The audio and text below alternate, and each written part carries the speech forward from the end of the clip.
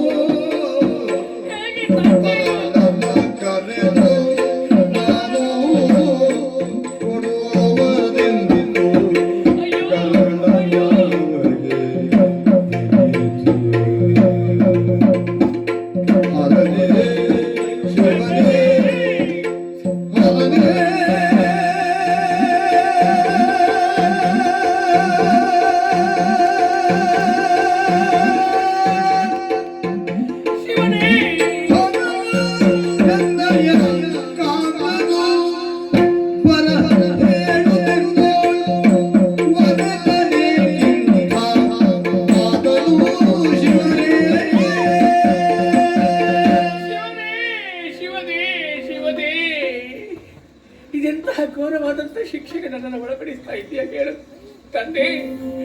ಮದುವೆಯಾಗಿ ಹಲವು ವರ್ಷಗಳವರೆಗೆ ಮಕ್ಕಳೇ ಆಗಲಿಲ್ಲ ಎನ್ನುವಂತ ಯೋಚನೆಯಲ್ಲಿ ನಾನಿರುವ ಹೊತ್ತು ನನ್ನ ಬಾಳ ಬೆಳಗುವುದಕ್ಕೋ ಎನ್ನುವ ಹಾಗೆ ಪ್ರಸಾದ ರೂಪವಾಗಿ ನನ್ನ ಗರ್ಭಾಂಬುದಿಯಲ್ಲಿ ಈ ಪ್ರಪಂಚದ ಬೆಳಕನ್ನು ಕಾಣುವುದಕ್ಕೆ ಸಿದ್ಧರಾಗಿರುವಂತಹ ಮಗು ನಮ್ಮ ಕುಲೋನ್ನತಿಯನ್ನು ಬಯಸುತ್ತಾನೆ ಎನ್ನುವ ಹಾಗೆ ನಾವೆಲ್ಲರೂ ಹಾರೈಸಿದ್ದೇ ಆಗಿತ್ತು. ಗುರುಗಳ ಮಾತಿಗೆ ವಿರುದ್ಧವಾಗಿ ಹೆತ್ತ ತಂದೆಯ ಮಾತನ್ನು ಧಿಕ್ಕರಿಸಿ ತಾನು ಹಿಡಿದ ಹಠವೇ ಪ್ರಧಾನವಾಗಿಟ್ಟು ನಮ್ಮ ವಿರೋಧಿಯಾಗಿ ಕಾಣುತ್ತಿರುವಂತಹ ಹರಿಯ ನಾಮಸ್ಮರಣೆ ಮಾಡುವುದಕ್ಕೆ ಮುಂದಾಗ್ತಾ ಇದ್ದಾನೆ ಎನ್ನುವ ಕಾರಣಕ್ಕೆ ಕುಪಿತಗೊಂಡವನು ನನ್ನ ರಸ.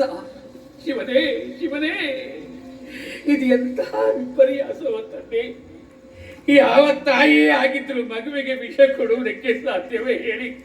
ಇಲ್ಲ ಇಲ್ಲ ಮಗನೇ, ಹೀಗೆ ಬಾಯನ್ನು ಹಾಗೆ ಕರೆದು ಬಿಂದಿಗೆಯಲ್ಲಿರುವಂತಹ ಆ ವಿಷವನ್ನು ಅವನಿಗೆ ನಾನು ಕೊಡುವುದಕ್ಕೆ ಮುಂದಾದೆ ಅಂತಾದ್ರೆ ನನ್ನಂತಹ ಕೆಟ್ಟ ತಾಯಿ ಪ್ರಪಂಚದಲ್ಲಿ ಬೇರೆ ಯಾರಿರುವುದಕ್ಕೆ ಸಾಧ್ಯ? ಯಾರಿರುವುದಕ್ಕೆ ಸಾಧ್ಯ? ಇಲ್ಲ ಇಲ್ಲ. ತನ್ನ ಗಂತಿ ಅಡಿಗೆಯಲ್ಲಿ ಘೋರವಾಗಿರುವಂತಹ ವಿಷವನ್ನೇ ತುಂಬಿಕೊಂಡಿರುವಂತಹ ಹಾವೇ ಆಗಿದ್ರು ಕೂಡ ನನ್ನ ಮಗುವಿಗೆ ಅನ್ಯಾಯ ಮಾಡುವುದಿಲ್ಲ, ನನ್ನ ಮನೆಗೆ ಅನ್ಯಾಯ ಮಾಡುವುದಿಲ್ಲ ಅಂತ ಕೆಟ್ಟ ಹಾವಿಗಿಂತಲೂ ಕೆಟ್ಟವಳು ನಾನಾಗಿ ಹೋದರೆ ಶಿವನೇ ಶಿವನೇ, ಇನ್ನೊಂದು ಪ್ರಾಣಿಯನ್ನ ದಂಡಿಸಿ ತಿನ್ನುವಂತ ಹುಲಿ ಹಸಿವೆಯಾಗಿದೆ ಎನ್ನುವ ಕಾರಣಕ್ಕಾಗಿ ತನ್ನ ಮರಿಯನ್ನು ತಿಂದು ಬದುಕುವುದಿಲ್ಲವಲ್ಲ, ಅಷ್ಟು ಕೆಟ್ಟವಳಾಗಿ ಬಿಡ್ತೇನೆ ನಾನು. ನನಗೆಂತಹ ಘೋರ ಶಿಕ್ಷೆ ಇದು. ಪರಮೇಶ್ವರ, ನಿನ್ನನ್ನು ನಂಬಿದ್ದಕ್ಕಾಗಿ ನನಗೆ ಶಿಕ್ಷೆ ಒದಗಿಸ್ತಾ ಇದ್ದೀಯಾ? ಹೇಳು ತಂದೆ. ನನ್ನ ಮಗು ಎಳೆಯ ಕಂದ ನನ್ನ ಕಣ್ಣೀರನ್ನು ಒರೆಸುತ್ತಾನೆ, ನನ್ನ ಕಷ್ಟವನ್ನು ನೋಡುತ್ತಾನೆ. ಬಿಂದಿಗೆಯಲ್ಲಿ ವಿಷ ಉಂಟು ಮಗನೇ, ನೀನು ಇದನ್ನು ಕುಡಿಯಬೇಕು ಎನ್ನುವ ಹಾಗೆ ನಾನು ಅವನಿಗೆ ಸೂಚನೆ ಕೊಟ್ಟೆ ಅಂತಾದ್ರೆ ಅವತ್ತೇಳೆಯುವುದಾದ್ರೂ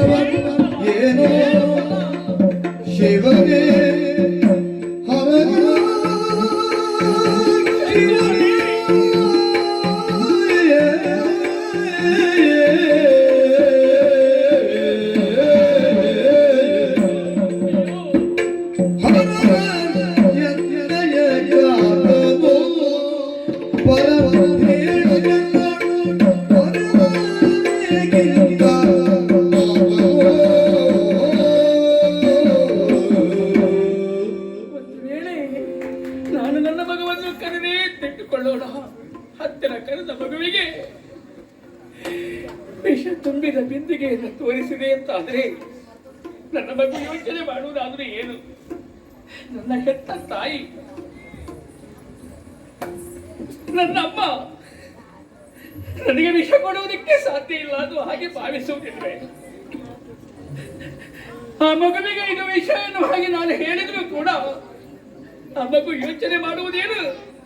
ಬಿಸಿಯ ಹಾಲನ್ನ ತಂದು ಕೊಡುವ ನನ್ನ ತಾಯಿ ವಿಷ ಎನ್ನುವ ಹಾಗೆ ನನ್ನನ್ನು ಹೆದರಿಸುತ್ತಿದ್ದಾಳೆ ಎನ್ನುವ ಹಾಗೆ ತಿಳಿಯುವುದಿಲ್ವೇ?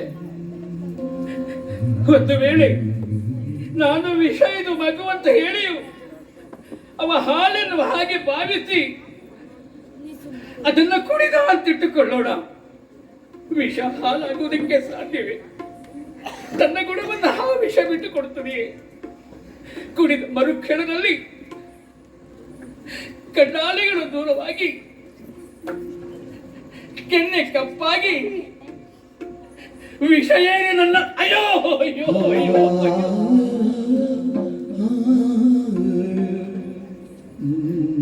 ನನ್ನ ಮಗು ಸತ್ತು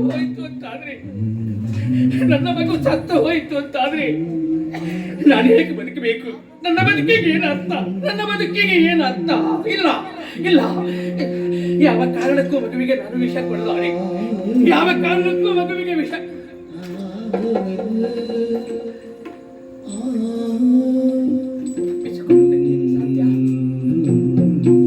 ತಪ್ಪಿಸಿಕೊಳ್ಳುವುದು ಹೇಗೆ ಸಾಧ್ಯ? ಯೋಚನೆ ಮಾಡು ಕೈಯಾದು. ಮಗ ಬೇಕು ಎನ್ನುವ ಹಾಗಿದ್ರೆ ಈ ವಿಷವನ್ನು ನನಗೆ ಕೊಡು. ನಾನು ಬೇಕು ಎನ್ನುವ ಹಾಗಿದ್ರೆ ಈ ವಿಷವನ್ನು ಮಗುವಿಗೆ ಕೊಡು. ಮಾಂಗಲ್ಯ ಬೇಕು, ಮಗು ಬೇಕು, ಮಗು ಬೇಕೇ?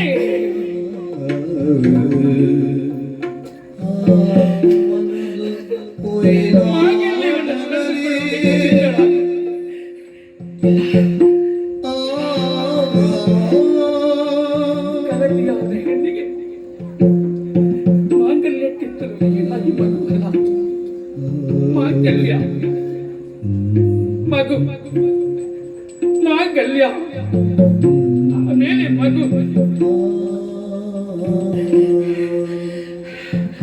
ಶೋಭಿತಾಪುರದ ಸರ್ವಾಧಿಕಾರಿ ಹಿರಣ್ಯಕಶ್ಯಪನ ಧರ್ಮಪತ್ನಿರಾದ ಮಹಾರಾಜ ರಾಜ್ಯದ ಪಾಲನೆ ಮಾಡಬೇಕಾದದ್ದು ಒಂದು ಕಡೆಯಲ್ಲಿ ಪ್ರತಿವಾಕ್ಯ ವೇದವಾಕ್ಯವನ್ನು ಹಾಗೆ ತಿಳಿದ ಕರತಿ ನಾನು.